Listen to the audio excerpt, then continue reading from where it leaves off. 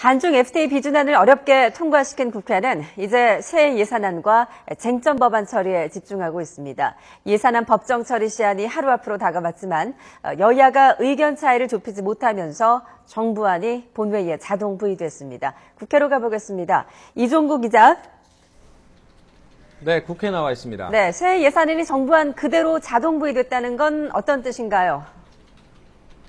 네, 새 예산안에 대한 국회 예산결산특별위원회의 심사 기한은 어제까지였습니다. 하지만 이 주요 정치 쟁점과 관련된 예산안에 대해서 여야가 합의점을 찾지 못하면서 결국 이 심사 기일을 넘기게 됐습니다.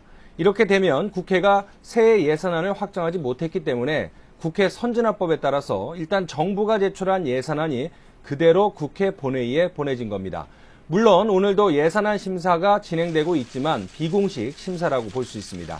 국회는 내일 본회의를 열어서 새해 예산안을 처리할 방침입니다.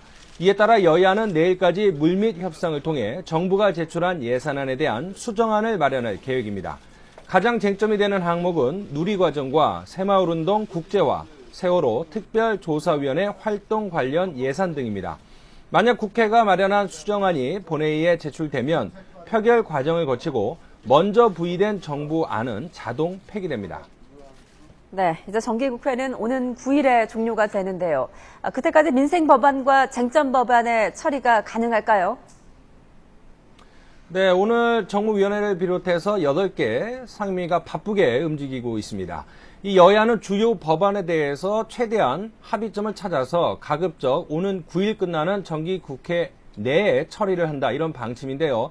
어제 상황 아시겠지만 한중 FTA를 처리를 하면서 주요 법안을 연계해서 일괄 처리할 계획이었습니다. 하지만 워낙 견해 차이가 커서 급한 대로 한중 FTA 비준 동의안만 먼저 처리하게 된 건데요. 여야 원내 지도부는 내일 본회의를 앞두고 막판 협상을 이어가고 있습니다. 새누리당은 경제 활성화 법안 가운데 관광진흥법과 서비스산업발전법을, 이에 맞서서 새정치민주연합은 경제민주화 법안 가운데 이른바 남양유업방지법과 청년고용촉진 특별법안에 대한 우선 처리를 요구하고 있습니다. 정기국회 종료 시점이 다가오면서 양당이 우선 처리 법안을 서로 주고받게 해서 일부 법안을 처리할 가능성이 크다는 분석입니다.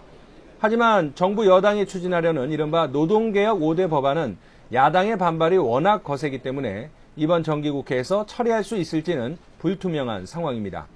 여야는 정기국회 마지막 날인 9일까지 최대한 합의점을 찾아내 민생 법안을 처리한다는 방침이어서 원내 지도부의 막판 협상 결과에 관심이 쏠리고 있습니다.